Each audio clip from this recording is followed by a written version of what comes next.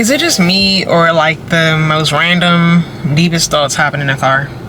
Like you just be driving, especially in those silent moments. Like I don't know about y'all, but I'm one who sometimes just need some silence, and I don't be wanting to hear no music. I don't want to talk on the phone. I don't want to send a text message. So I just be driving, and then the times when the thoughts get deep. And so that was me just now. I was just sitting here thinking, about life and things, and just kind of like reflecting on things. And one thing that kind of was on my mind was just how difficult transitioning can be, like how difficult change can be, especially when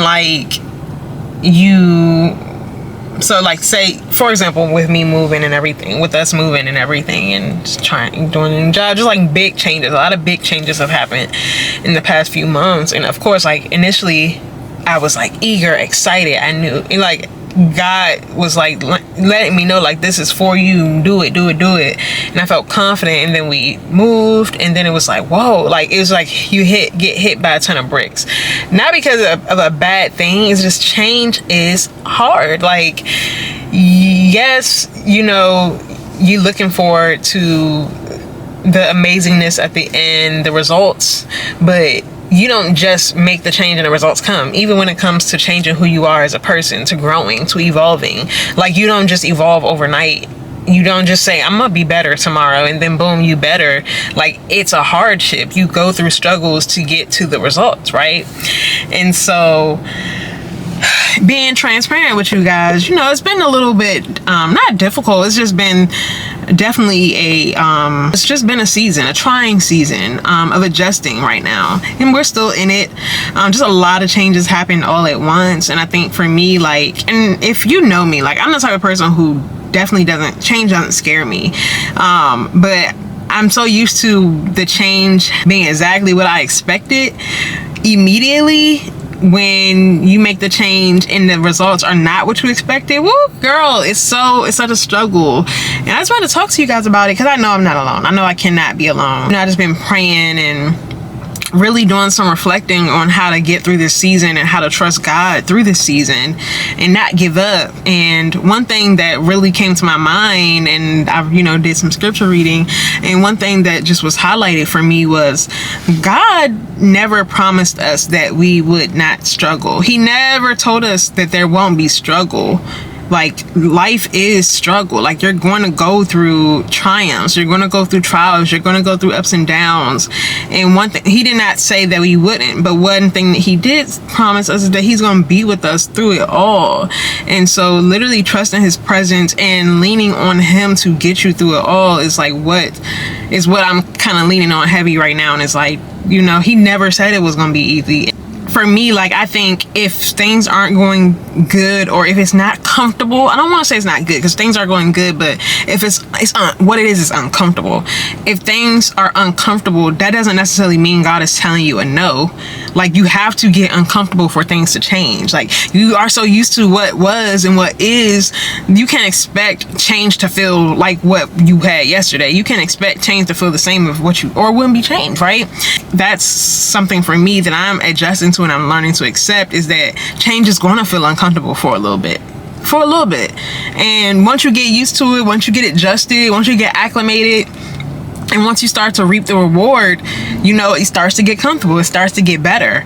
And there was a time where my previous situation, my previous job was uncomfortable. My previous house that I lived in was uncomfortable. There was a time where it was uncomfortable, but eventually got comfortable. And I trusted God and leaned on him through the process, and I just kind of let go. And so now it's like, oh, I got to do this again, but doing it in a different way now. And so I'm really adjusting to that. It's just been an adjustment. Georgia's great. Living here is great. I love it. It's beautiful. Obviously, like, we're renting now versus having owned our previous home, and like we built it from the ground up, and it was everything we wished and wanted for this house that we're renting. Still beautiful, still nice, still lovely.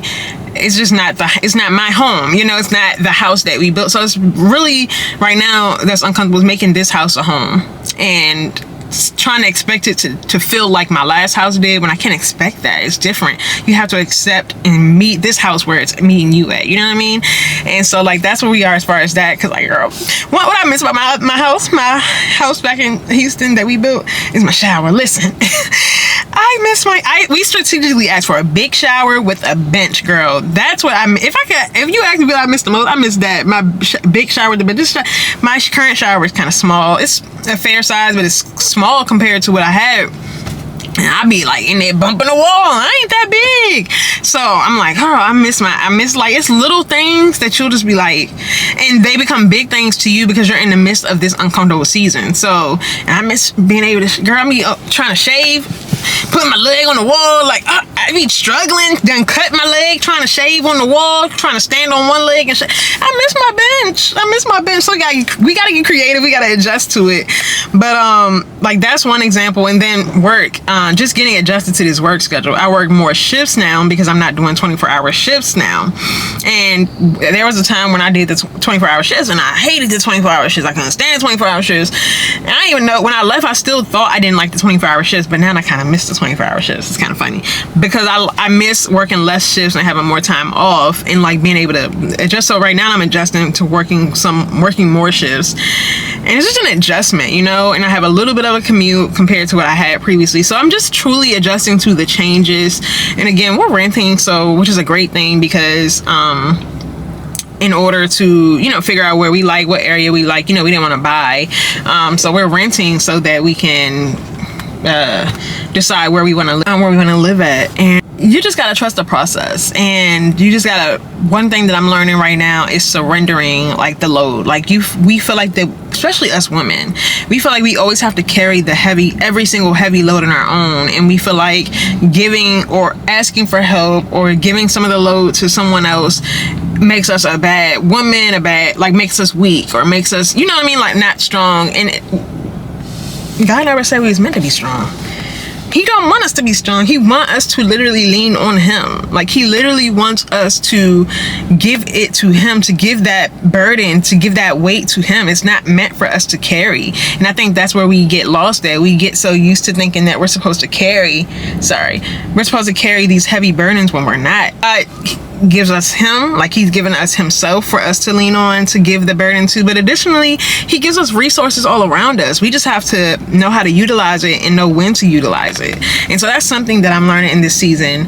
And one thing that I said I was going to do is when I get a free chance is like sit down and write down, like be descriptive, like write down a list of like all the things that I'm carrying right now, things that feel heavy to me, that a weight that is just truly heavy. Sometimes just putting stuff, I'm a writer, I know everybody's not, and I accept that, but for me sometimes putting stuff on paper like feels truly like I'm physically doing it, versus when it's in your, girl, if you like me, we thinking about 50 million things 24/7, like this mind is always rolling. So for me, if I put it on paper and I get it out of this jumbled up mind, out of these jumbled up thoughts, it's true, like it's more so happening for me. Or if I speak it out loud, like I feel like another substitution I was thinking about for people who are not writers, because everybody, we're all different, right?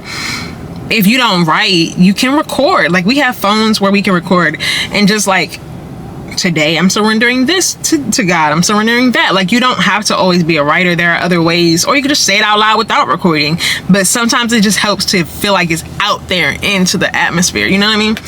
So that's one thing I said that I wanted to do. But the last thing I wanted to say is, you know, in this season of uncomfortableness, you know, I'm saying I'm uncomfortable, and you know it's just an adjustment, but in the midst of it, I'm taken care of. Like God got me. Like, yeah, the schedule is new, it's different, it's uncomfortable, but I got a job. I'm trying to, you know, being grateful in the midst of what's uncomfortable, like finding the gratitude in it all, and stewarding just what you have right now, and trusting that God is going to pull you through, because he already has, and he always does.